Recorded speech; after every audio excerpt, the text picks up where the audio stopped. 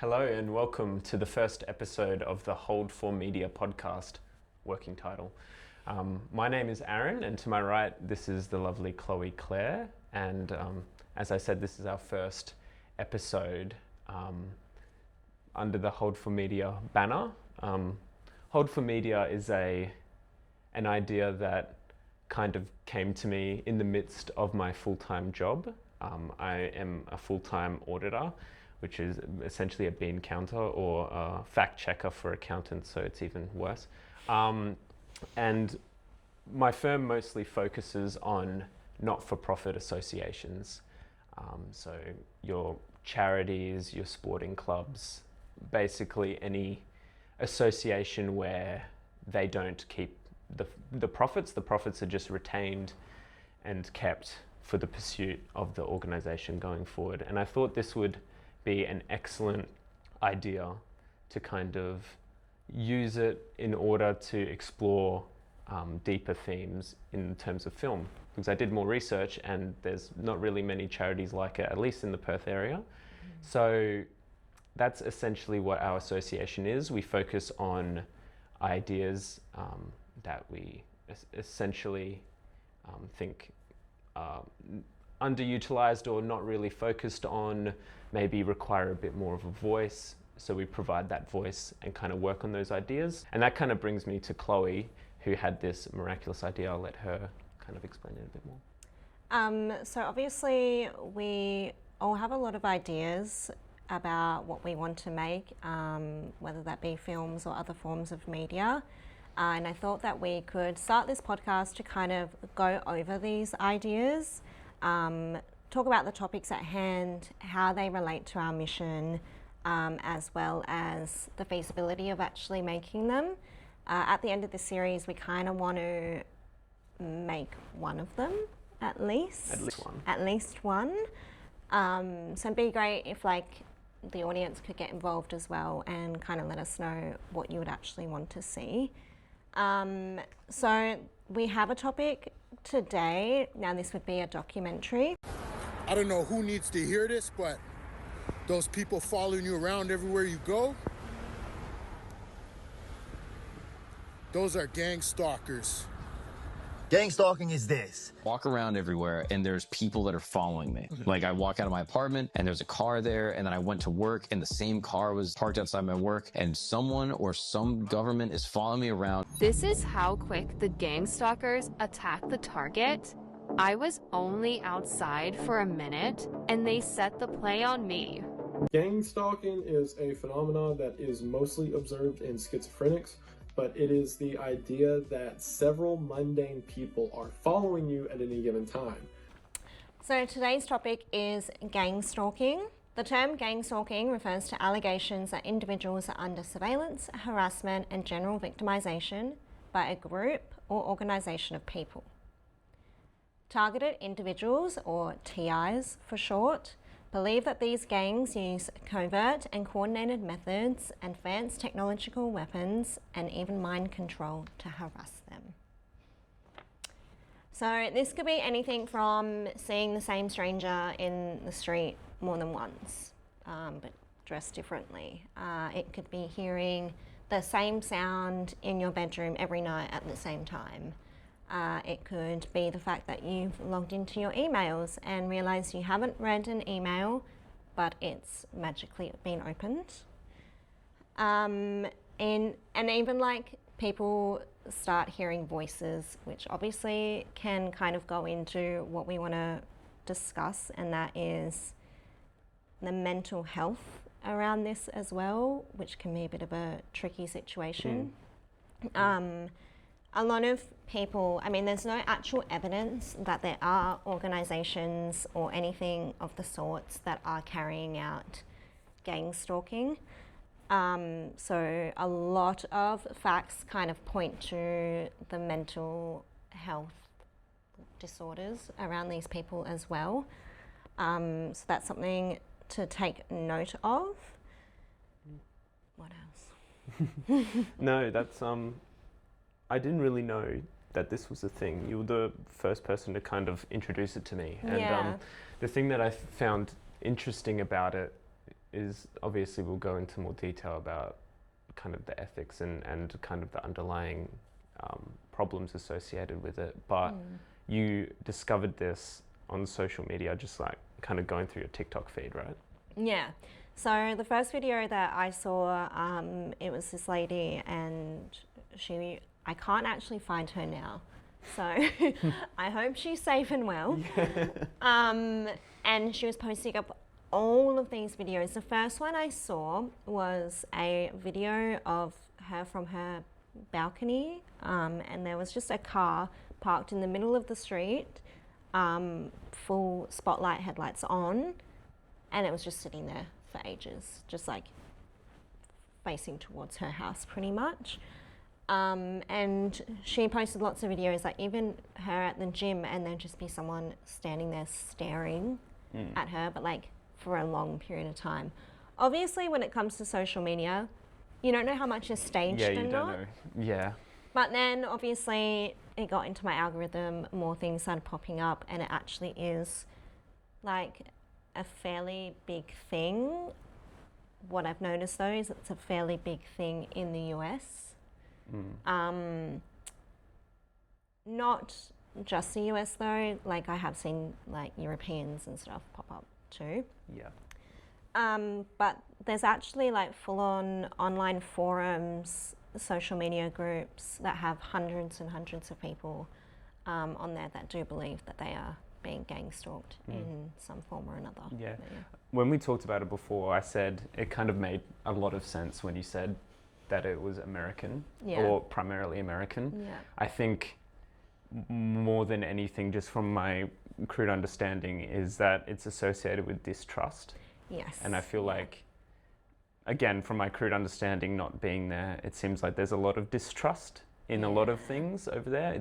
They call it the misinformation age, and it's kind of funneled down from the States to the rest of the Western world. So I wouldn't be surprised if it does end up happening a bit more in Australia in the next few years. Because a lot of these TIs as well truly believe it's like the government or government agents or like law enforcement that is doing it. So yeah, it does make a lot of sense that in a place like America, that would be a little bit more prevalent where you're not really trusting like your government. Yeah. Pretty much. And we're kind of getting that a bit more now. I don't know, I've said it to you many times, but going back even 3-4 years, everyone hated every politician. Yeah. Like Australians as a people were just like, fuck all the politicians, but I'll vote for one just because they have like one thing. Plus, otherwise I'll get a $50 fine if I don't vote, so then I have to vote. Yeah. But like, only recently we've kind of experienced a bit of tribalism.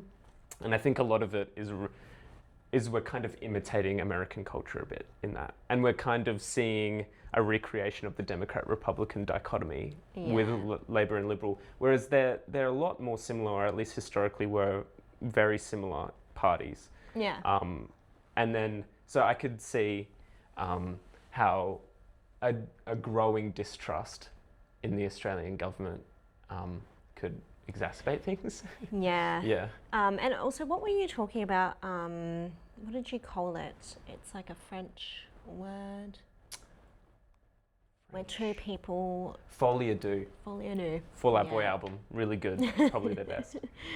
Yeah, so that could be on like a mass scale as well, because, I mean, you could like take this for face value, think people are schizophrenic or just paranoid, overly anxious. I mean, you can always just point it back to mental health. But the fact that there's hundreds of people that are experiencing like the same thing, that's where it gets a bit weird. Again, and I mean, this is distrust in itself, that we can't necessarily believe it. Yeah. And it's just like a human thing. I mean, we don't experience it. We don't know anyone who has, so how can it be real? Like, you know, the whole believe it when you see it kind of thing. So, yeah. I think the thing that's interesting when we discussed it earlier is even though there are varying levels of believability in these videos that you saw. Like, I think you said that there's kind of some where you'd be like, maybe that happened, and some where you're just like, this didn't happen, and this was clearly staged. I feel like because of algorithms and its ability to pick up the habits of the user, I think if you were more inclined to believe far-reaching things, you would be more likely to believe these ones that you would look at and be like, no, this didn't happen. But it would exacerbate or potentially convert people who are on the brink or already have a distrust or already an inclination to like want to believe it. It would be more convincing to them. So it's kind of toxic, algorithmic, social media aspects of it, which I think would be interesting to explore in a deeper level in the documentary if it were to be made. 100%. I think that as well, like, I do believe that these people believe they are being gang-stalked, like the majority of them anyway, and it does show up in a lot of mass shootings actually in America, where there's been multiple cases, and can go over them a little bit as well, but where they truly do believe they are being gang-stalked and then just hit a point and just result to like gun violence. Do you have an example? Yeah. So the first one that I came across, it's quite sad. I mean, they're all sad, obviously. But the most prominent shooting was Aaron Alexis, and he killed 12 people and injured 3 others at the Washington Navy Yard in September in 2013. He was a Navy veteran who had been working as a contractor at the Navy Yard, had been suffering and documenting issues consistent with those of a TI at least several months before the shooting. And then even there's like police reports that he disassembled a hotel bed because he believed somebody was hiding underneath it. And then he was treated for insomnia. During treatment, he was described as lucid and stated that he had no desire to harm others. Other reports indicated that he believed a chip had been implanted in his head, which is actually a pretty common occurrence for a lot of these individuals. They believe that they've had something implanted in them at some point in time. Or there is like hearing devices in their homes or whatnot. I think the trouble with this is what you were kind of saying before, where does other potential mental illnesses kind of play with this? Like, with how much of this is maybe, instead of it just saying they're schizophrenic or they're this, or putting them in a box, there could be multiple contributing factors, and in some instances it could be more one factor than the other. And I feel like the interesting thing specifically about gang stalking is that you don't necessarily have to have one of these pre-existing mental illnesses to believe it. Exactly. Because there's some truth behind some of the stuff that happens. Because there's definitely cases where these people haven't been known to have any sort of mental disorder or mental health issues or anything like that. So that's like a very interesting part as well. I mean, I don't think that all mental illnesses or anything always start from like a young age or anything. I think you can definitely develop them. Yes, certainly. So yeah, it is really interesting. It'd be good to talk to a psychologist and get their idea on it as well. Yeah, it's so hard because we're not health professionals. We're not. Which will be a disclaimer we will say at the beginning, I think.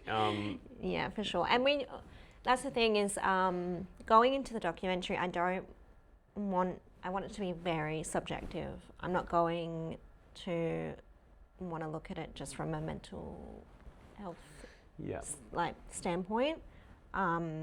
Just like gather the facts and let people make assumptions based on that. But I think it's very easy to be dismissive. I watched one video on it, and it was kind of in the form of one of those 20-minute YouTube documentaries that had kind of semi high production value, but not really a documentary, so to speak. Yeah. And then it's very easy to see how your response to it could easily make things worse, because I think one of the top comments was when narcissism meets schizophrenia. And I think that's a terribly reductive way of looking at it. Yeah. Especially since it is linked to distrust, and it is linked to the association of maybe other events. Like, there have been instances of people stalking others and maybe murdering them. Stalking and doing that. is a real thing. Is definitely a real thing. There's Yeah. also like historically been like protection rackets, which like by organized crime, which use intimidation, similar things, or top-down effects where it's like someone in a position of power is exerting dominance over one person. Yes. So I think there is truth to it. So like obviously if you just explore a mental health side and you kind of reduce the whole argument to that, where it's narcissism meets schizophrenia, but I think there's so much more at play here, because there's like an environmental factor to it, the social media factor, and I think then the mental health of the person as well. So there's a lot to explore in terms of just kind of jumping into it. I might be going outside of the structure a bit, but in terms of how you would structure a documentary like this, it seems like it could suffer from a potential lack of focus, because there could be a lot of things that you could be wanting because to- that's the thing, and like even when we went over it, there's so much to cover and there's so many other things at play that it's not just as simple as, you know, getting a TI, seeing what they're experiencing. Like, there's so much more to it. Like, we could talk a lot about history as well. And then obviously the psychology behind it, can go into like how society is very distrustful now. So yeah, there's a lot that you could cover. So you would lose focus, I think, because we're not going to hone in on just one of them. But I think that if we did just hone in on one thing, it wouldn't be as interesting. Definitely. So yeah. And I feel like that kind of lends itself to an episodic format. Yeah, definitely. Which we talked about. I think I've had a few choice words for a few Netflix documentaries. The way that they do their episodic formats. The one that comes to mind is Making a Murderer. Yeah. I know all of the seasons. I think there's 2 or 3 seasons. They have 3 episodes, 3 like hour, 20-minute episodes, I think. But there's always that filler episode. There's always that one where it's like, oh, here's his like best friend, and he doesn't really say anything of note. Yeah. Because, a lot of documentaries do that. They do the filler, or they do a lot of repetition, or you're seeing the same reenactments over and over again. That sends me. I hate that. I can't stand that. Yeah. I'm really not even a fan of reenactments. In general? Yeah. So that wouldn't be a framing device. But that's just, my own stylistic choice. But yeah. No, I definitely think you're right. I think you could kind of play into cheesiness a bit much. Like, if you were to have reenactments of like, oh, someone with like binoculars, see, like I looking hate through that. the, like, it has hate so that. much like known iconography that is kind of just boring. I think, something that is also interesting that I'm kind of just realizing as well is if you were to focus on subjects, on people that were the victims of this, could that potentially be an issue in terms of maybe, say, you interviewing them and a camera crew going there to interview them? Could that potentially just trigger them and potentially make things worse? I think that a true TI, like someone who actually truly does believe that they're being gang stalked, would not let us do that Would not whatsoever. talk to us. No. That is a challenge, and we'll go over challenges and whatnot. But that is probably the biggest one, is I don't think it's feasible to actually talk to someone who truly does believe. Because I think that if someone is willing, it's one of two things. They're either full of shit, or they truly do want there to be a change and for people to not go through this, or for whoever is going through it to know that they're not alone.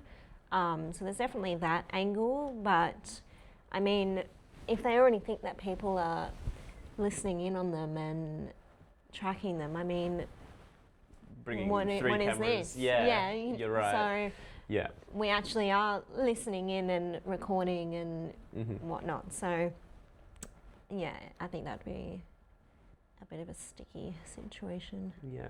It's interesting, your example that you brought up was from 2013. So kind of predates, well, social media was a thing, but maybe at the algorithm age wasn't really as big of a thing back then. No, definitely not in not. 2013. No. I don't remember, I was 12. But Were you actually? yeah, I was 12. I think Instagram was just starting in like 2013. It was just, Yeah. But in terms of exploring it without maybe dealing with that subject, you could kind of explore some of the history, which we would have, in the beginning of this, you would have heard some clips about true to life instances of this. But there's also several instances of this government kind of planting ideas in their head or surveilling them, like declassified files of things that have actually happened. So it's not just social media, which we might have said. It predates a lot of stuff, and it draws on a lot of heavy, like messed up shit. Yeah. Do we want to talk about like MK Ultra? Oh yes, let's do it. So obviously MK Ultra was a real program, and they did some pretty messed up things. And so a lot of people are like, well, the government is actually capable of doing those things. Why wouldn't they be capable of, you know, following people, implanting chips into their heads, listening in on them, like hacking all their emails and technology. What's the word? Technology. Technology, yeah. Shit. Yeah. Their devices. Yeah. So, yeah, it's interesting though, because then a lot of people are like, okay, but MK Ultra, they, you know, weren't following people in the streets or anything like that. So there's definitely some similarities, but they're also very different as well. But I think like MK Ultra probably being the most famous one, it did start a lot of distrust. Yeah. So everything kind of stems. Yeah. Correct me if I'm wrong. So MK Ultra was in kind of the Cold War period where they were trying to focus on mind control. Yes. And I heard, this is again not an informed opinion, that they were primarily doing it with psychiatric or drugs, essentially. LSD. LSD, where they were trying to kind of bend people's minds and kind of make them. I don't really know what the goal is, but the thing that I find most interesting is that I believe this information was declassified after the fact. And I think with organizations like the CIA or intelligence agencies, they would only declassify what they think is digestible. So I think there's very potentially, and this is where the tinfoil hat comes out, much worse stuff that isn't declassified. Yeah. And so I think the fact that that's not even a conspiracy theory, that's just kind of an understanding that adults have, I could see the slippery slope. Yeah. Where it kind of could lead to this gang stalking ideation. But also we do live in such a conspiracy theory like era. Yeah. The era of misinformation. Yeah. And it's worse now, even though we have access to more, which is crazy. But like the last, I don't even know how many, like at least 10 years for me, like I'm learning a new conspiracy theory every like couple of weeks. Yeah. It's crazy. And like people truly like believe it. Like there's even just conspiracies about like fast food places and like, you know, people just want to make something out of everything. So yeah, having that sort of mentality in society as a whole, then yeah, you could believe that this is truly happening and whatnot. That also kind of leads me to another potential challenge. Is, could the existence of this documentary convert people who ordinarily wouldn't be susceptible to gang stalking, and potentially maybe trigger the people who actually believe they're gang stalked and convert people who are on the edge of it, and then at very mild case make level-headed people conspiracy theorists. Like, is it, because I think if you give too much credence to the ideas, you very well could create a worse issue. But also, if you just don't listen to them or don't explore them with empathy, you could also create as much harm. Or I think the scale on either end, it's a very like slippery slope, because you can just do one thing and it will tilt too much that way or whatnot. I think, and this might just be from having a bit of a journalist background as well, our job would just be to present the facts. And we do need to get into like all the ethics behind it, because we do have some responsibility of like how we showcase it and whatnot. But at the end of the day, you know, I'm not going to convince people it's not true, but I'm not going to convince them it is. Like, you can make your own judgments off what we give you. But I don't know. It's hard. I don't want to say we don't hold responsibility for people's actions after watching this, but we also don't. Because we wouldn't be sitting there being like, oh my God, this is true. Like, we have hard facts that people are getting gang stalked. You should be worried that you're going to get gang stalked. Like, you should be worried about your government. I'm not going to do that, but I'm also not going to say, well, these people are just schizophrenic. You know what I mean? I think there's levels of nuance, and I think you described it prior.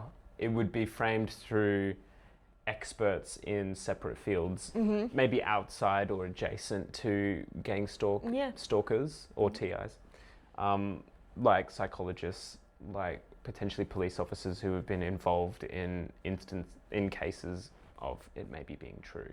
Because you would also think maybe all of them just distrust institutions, but you would think maybe some of them would report it to the police or something. So it'd be interesting to see if we could access any of that information. Because I think also, like, the schizophrenic narcissist is such a thing. And then the don't trust the government is kind of already a subsect of political commentary that exists. So in terms of the journalistic approach, you'd be like, I'm just presenting A, B, and C. So it's pretty safe to say you wouldn't insert yourself as subject. It wouldn't be framed through your exploration of the topic. It would just be a fly on the wall type perspective, which is not unlike kind of the idea of gang stalking. Someone that's just on the outside looking in.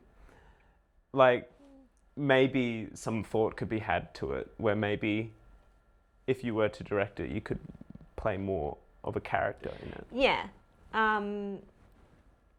That would be. I just sandbagged you with this. I haven't talked to you about this prior. I love the idea of directors or producers or whatnot, getting involved in documentaries. Like Michael Moore. At least his early stuff before it became too much him. I think there is a balance with it. I do find it really interesting, and it does, even though it's a human condition, it makes it a little bit more human that you can see the people behind it as well.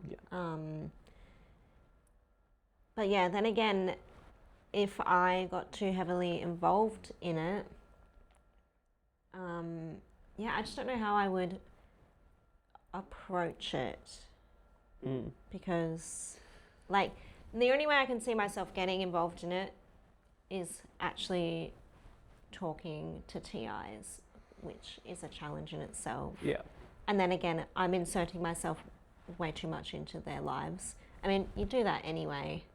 Yeah, but but with I people personally who would start holding more responsibility yes for how they're portraying it. And, yeah, and for their individual actions. If they believe people are trying to weasel their way in their inner circle to create like malicious outcomes, and then you kind of do half of that, or maybe you do it. You kind of weasel your way into their circle, and then they see a portrayal of them in the documentary that they don't like, and they be perceived as. But I mean, they're going to do that if I'm involved in it or not. You know what I mean? So I think I'm still going to be there and talk to them. 100%. But I just won't necessarily be in front of the camera. Or, You mentioned that there was a lot of instances of this being through forums. I think there is obviously a huge ethical quandary with that, but you could potentially insert yourself into these forums. Again, I don't know what the vetting process is like. I also, I mean, I'd have to do more research into it. I'm sure there's a subreddit. There would be a subreddit, 100%. Yeah. But funnily enough, when I asked ChatGPT to just tell me some of these forums, it would not tell me, like flat out refused for my safety. Yeah.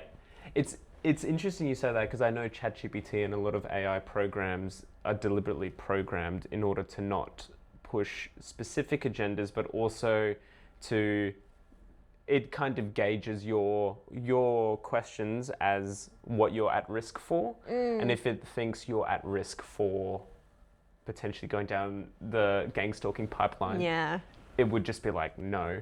And it's interesting that programming exists in AI programs, but not in something like Google. But even though just Googling gang stalking, like none of these forums actually pop up. Yeah. Like I found them in articles that, there are these online forums. They obviously don't link you to any of them. So I don't know how these people finding them. Yeah. In general. Yeah, because you would think advertising would be a massive problem for them. Like they wouldn't be able to advertise. No, but that's the thing as well, is that you're going onto an online platform of some sort. Are you not worried that these perpetrators are in these forums with you? Yeah. Is that feeding into your paranoia? Like, it's interesting. Yeah, But obviously they need support, and like that's another thing that, you know, another avenue you can go down is that, like not saying it is because of mental health or illnesses at all, but if it is, why are these people not getting the help that they need? Or are they getting the help that they need and just kind of going against it? But. I think an issue with the gang stalking ideology is that you immediately perceive people around you, especially if they're trying to help. I could see you perceiving them as more as a threat. So it could potentially, it could be a thought process that potentially makes existing mental health issues even worse, because it forces you to isolate yourself from your what is it, inner circle? Wait, what is it? Well, that support unit system. Yeah. There's a word for it. Your Support system. Yeah. What did you call it? I don't know, something else. But that's another thing, is that people that do believe they are being gang stalked, they firmly believe that these perpetrators want them to come across as crazy and schizophrenic, so that one, people don't believe them, but also so they are then firmly isolated from their work, their family and friends, support that they need, because obviously even if they do go to like someone for help, whether it be law enforcement, which they might not do if they believe it's law enforcement behind it, or even medical practitioners, if they're not, no one's believing them, then they isolate themselves even more. So so then obviously if you're isolating yourself so much, you're yeah, definitely not asking for help. Yeah. But yeah. I think something that, again, kind of just thinking about it, is you got this kind of unprompted on your algorithm, and you noticed that there were a lot of other TikTok creators that were creating varying levels of realistic examples of this happening to them. Could it potentially, and that, like, obviously this project would take, I'm thinking minimum a year of research, and then probably another year of filming, and probably a year of filming and post-production. At least that's just my ballpark estimate, because I think this would need to be thoroughly researched, because you'd have to be very careful.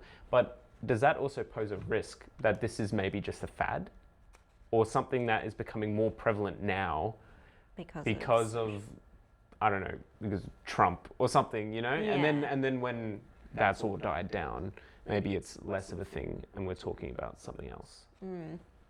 But I mean, from what I've seen, this isn't a new thing. Like people like, you know, even going back to 2013, it wasn't that long ago. But we didn't really hear about it.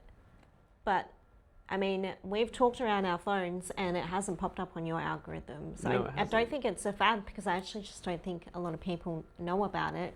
But for some people, this is like their everyday. Yeah. Or it's something that they have been through in the past. Like some of these people that pop up for me, it's a past thing for them. They're not experiencing it anymore. So yeah, I don't think it's a fad now, and I don't think it's going to be a fad. I really hope it's not, because it's horrible. Yeah. Fad mental illnesses or fad social contagion is really potentially toxic. And Very can be toxic. Really bad. Yeah. So I don't think that even if we made it in 2 years' time or 5 years' time, it would still be current, because I'm sure people will still be going through it. Yeah. And like you said, it's kind of more in America as it than Australia currently. Like, I brought it up to a few people and I don't think they had a clue what it was, and I'm just like, this is just something completely far from our context. That's also a challenge, because we're here, whether we like it or not. Yeah. Like, so how would the initiation look like? Like, how would we start? If we were to say green light it now, how would we start pre-production? How would we start production? Yeah. Like, what would we need? Because we're in a... Sorry, loud noise outside. Okay, so Yeah. they're watching us. They know. God. Cut that out. So we're... Might just wait for that to stop. Hold for that. Okay, we're back from those scary noises outside. I'll finish my question, but you said that it was primarily an American thing or phenomena. From what I've seen, From what you've seen. And I think something that might not be thought of is, like, we're in Australia at the moment, so that comes with it some challenges in itself. So if, say, we were to get, if the project were green lit today, what would pre-production look like? What would production look like? How would we access these people, like physical, tangible stuff? I think there'd just be a lot of research behind it. Also, just trying to talk to professionals like health professionals, even law enforcement, to see if there are cases prevalent in Australia. Again, that would probably go into a lot of confidentiality. Or trying to find access to one of these forums. Which has ethical problems, which I said before, but... yeah.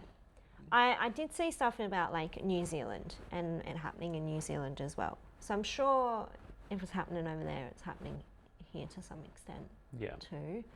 But it would just be finding stories about it. Would it be an avenue, because it's kind of started online, maybe approaching these online creators, Yeah. maybe directly, and saying you don't have to, we don't have to disclose your name or anything, but like, Yeah. did this happen? But also, like the one video I saw, it was a semi well produced, direct, like short documentary.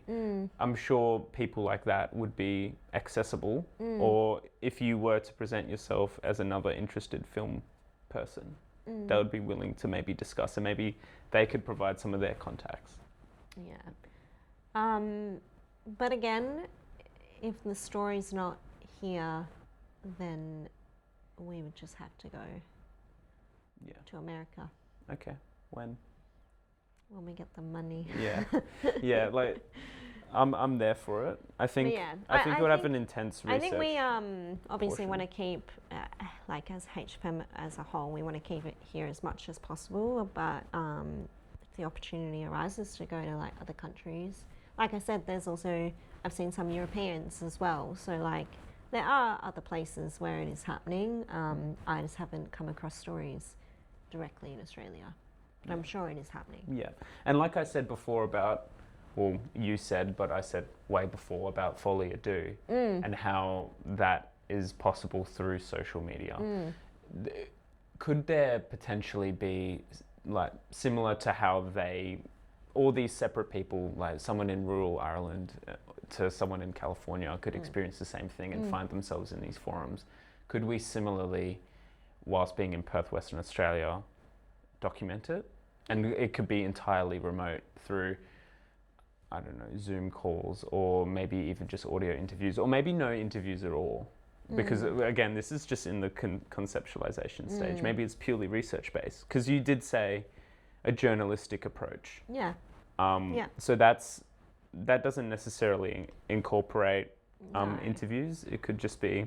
Yeah. I mean, I think the interviews we would want to have would be with, psychologists and whatnot, to get more of like a professional insight into it. But yeah, you could easily just take clips from TikTok or from YouTube or wherever, or screenshots of these Reddit forums and whatnot, and then insert that into the documentary, and then that is kind of like a like, that's kind of the meat of the of the thing. That kind of like borders on YouTube video though. Like, so there is kind of a skipping. It's kind of a genre of new documentary. Yeah. Of new documentary that I don't know if I'm necessarily a fan of, but is something that we could do maybe on a lessened budget. It would just be what approach you would want to take. Yeah, depends on the budget, I suppose. But because like you would do so much research into like multiple parts of this, like historical stuff, political stuff, obviously we're going to have to get stock footage or stuff like that. So it could go down that avenue too. But yeah. I'm sure we wouldn't really know until we actually get started and do it. Yeah, like obviously, and I just want to like preface as like a podcast whole, like these are just bare bones ideas. Like this is just like the minimal amount of research, like on these topics. Because obviously I'm not going to spend, 120 hours researching it if we're not even going to make it. So yeah. You bring up some good points. I think that's something we would have to discover down the track though. Yeah. So something we've talked about, like this whole podcast, has been about how we would make it. Something that we haven't really discussed is should we? Because you said journalistic approach, and I think there is merit to a journalistic approach in documentary. I think a journalistic approach is very important, especially in a misinformation age, like I said before. You would want to have an objective or as free from bias source of information as possible. Yeah. But could that potentially provide a marketing problem where, because it's just portrayed, this is what it is, it doesn't really tap into a specific target demographic, or it doesn't appeal to the proclivities of a certain group that we can kind of use in order to outside of the ethical standpoint, should it be made? Maybe from a business standpoint, and then we can Yeah. maybe talk about the ethical side, which we have already, but maybe that's probably a more interesting way of looking at it. I think from like a business side, talking about just like HFM, we do cover a lot of like values and stuff that do relate to us as a company.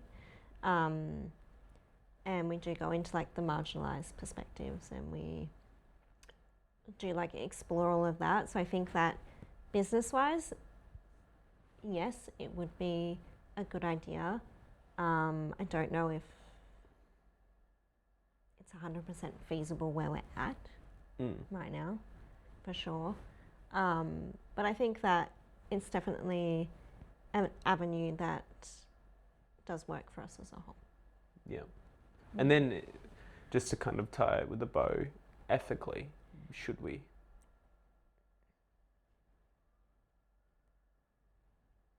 Yeah. Yeah. Yeah. It's very tricky. We obviously don't want to exploit anyone that's vulnerable at all.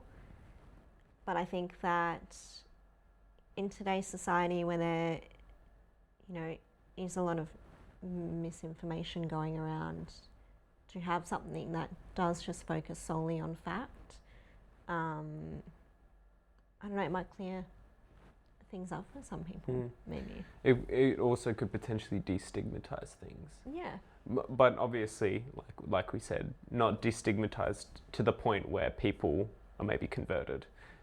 Like, just taking an objective, this is what it is. Yeah. What do you think? I think as someone who kind of comes from a producer background, the most important thing is to look for reasons not to do something. And that's always what I go to first. Yeah. So that's why, in a way, like, if you have an idea, that's probably the most clear-headed and the best way to know whether or not you're doing something that is right, is to take that approach and just completely tear it to shreds. They say devil's advocate or just be a contrarian. I'm really called a contrarian. You are. But with that being said, I think along my train of thought, going down the avenues of why I shouldn't do it, generally in documentary, if there's a lot of reasons why you shouldn't do it, as it relates to like the idea isn't strong enough, or potentially no one will care about it, then obviously you wouldn't do it there. Yeah. But the reasons we're talking about not doing it is potentially why it's so exciting. Yeah. So I think, like I alluded to before, I think most of this will be research. A lot of it will be discussion with people in a position of much more experience and knowledge than us. We would probably need to take like a year and a half before we even know which way's up. And that could just be sunk cost. We could just spend a year and a half researching it and realize it's not right. I feel like we can't really know. I think neither one of us can really say. And also, just from an access perspective, until we maybe get some more primary source evidence, which is something that's lacking from a lot of the stuff that at least I've found. Yeah. We can't really know for sure then as well, because it could just be an elaborate internet hoax. Like for a lot of the components of this, obviously you have real example, but in terms of like the social media. But then that's aspect and also other like stuff. that would then just go into another avenue. Like, is this an internet hoax? Are these people all staging this? Is doing it for views? Yeah. You know what I mean? Yeah. So yeah, I think this idea is very convoluted, and there's a lot of parts to it, which I think would be the biggest challenge, and maybe why we wouldn't make it, because like you said before, it'd be easy to lose focus because there's way too much to cover. Yeah. so many different perspectives and avenues to go down. So Yeah. I guess we'll find out. yeah, maybe we'll make it. Maybe. Maybe. But that kind of brings us to the end of our first episode of the Hold for Media podcast. Please help us with that title. We really need something better, because it just implies that we're just the one and only. Whenever a band releases a self-titled album, it makes me pissed off, because it's like you're saying this is the band, this album right Yeah. here. You know what I mean? So I think that's step one. Find a better podcast name. Yep. We'll be back in 2 weeks with another idea, but we're always open to other suggestions, other ideas. So potentially hit us up at, what is our Instagram? Hold for Media. Hold for Media. And also, if you think we should make it, Yeah. let us know. And if you have any first-hand experience of these people, or if you are a TI or something like that by chance, definitely reach out to us Yeah. in a way that makes you feel safe, And of course, comfortable, and comfortable, be it a comment or DM. And just preface it if you don't want to be disclosed or anything, so it can just be a DM. But thank you so much for making it this way through our incoherent ramblings. It was very rough at the beginning, but we kind of got here at the end. We did. So we'll see you in 2 weeks, I guess. Bye.